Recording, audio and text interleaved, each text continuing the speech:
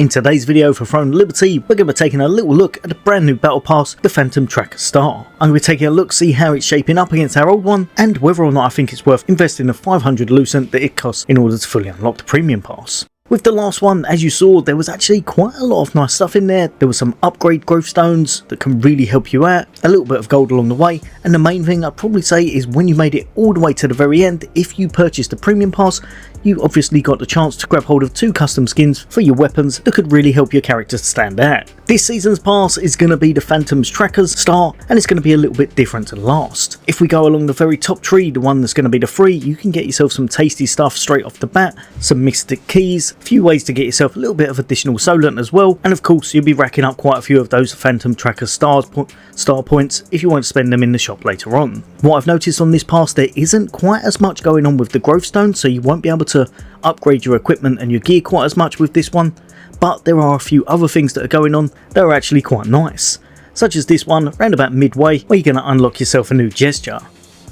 A few other things to note: you'll be able to get yourself some nice dyes, a little bit of sewing thread, and of course quite a few abyssal contract tokens as you start unlocking and maxing out your level on the top pass. Same as last time, you'll also be able to get yourself a few of those extra dimensional soul shard tokens if you want to put them towards something later on, and as you start making your way further into the battle pass, you'll also get yourself some really nice items in some trait unlock stones, and the final one giving you 1 million Solent.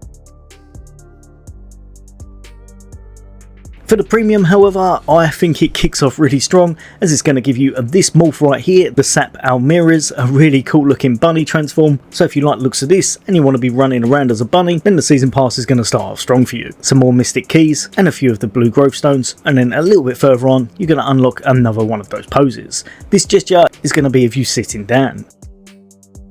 You're going to be able to get a few of your skill books, some more abyssal tokens as you go, and another nice thing is going to be that you get yourself some trait conversion stones, and as well as that, some precious process gems. The next one I would probably say is the major unlock is going to be this one right here, a nice little ammo toy for you to grab hold of, and that's going to be the Demon King Joker one. Other than that, as you head further into the battle pass, nearing its end, you're going to be able to grab yourself some abyssal aggregate, some polished stones, a little bit more of your dyes, a bit more abyssal contract tokens, as well as some more trait stone unlocks. Nearing the end, you're going to get a few purple growth stones, 35 trait unlock stones, which is absolutely amazing, and the icing on the cake, probably the main thing you'll be after, will be the costume for your character.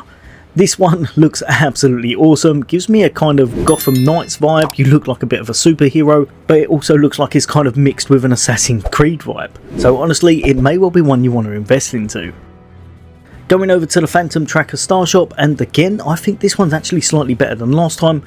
You're going to be able to get yourself some contract passes, so if you wanted to activate these to get a few more of your daily contracts, you could do that, but as well as that, you'll be able to get yourself some dimensional contract points if you wanted to go into your dungeons a few extra times, and some abyssal contract tokens if you wanted to go into those open world dungeons a little bit more. Skill conversion books are back, so if you need those you can grab hold of those that way. Some abundance fruit if you want to grab some more, a little bit more Solent. Mastery reports, again, if you want to grab a little bit more mastery, and then down from here you're going on to your kind of food items, anything you need to invest into, and then some that I always pick up is going to be your trait conversion stones and your trait extraction stones. These I find almost a must because it's going to be your kind of main way of getting hold of Lucent, your trait extraction stones, and if you needed it, there's also some Solent, some precious parchment, and finally some processed gem selection chests. Ultimately, I'd say this one is slightly better overall than the last season pass, but again, it will be down to your deciding factor on whether or not you like the main unlocks, such as the rabbit morph, and of course, the costume that you'll be able to grab hold of. If you don't like these, you may want to hold off on it, but you do get quite a lot of nice stuff in here, so it could definitely well be worth the 500 Lucent investment. Also, there's a few other things that are nice and new for this latest seasonal update, so if we head over to the shop, one of the things is going to be this Flame Almira's morph right here. I really like this one. I actually prefer this one to the one in the season pass. Again, it is another dash one, so you'll be able to run around as this flaming rabbit. It is 1100 Lucent, but this is a really cool aesthetic for your character. Quite shiny, looks a little bit like it could be a battle mage, or may work well on a shiny knight. And finally, the last one is going to be an ammo toy. That's going to be this one, Undercover Bandit Nick. Let me know in the comments what you think. Is there anything from the season pass that's caught your eye, or anything in the shop that you're really thinking about purchasing? Have you spent too much on the Halloween event, so you're going to have to give it a miss? But as always, there'll be a lot more content away from me, and my next video is going to be a Lucent guide that will hopefully help quite a few people that have been struggling to get hold of it. But as always, for all things gaming, take care. I'll see you on the next day.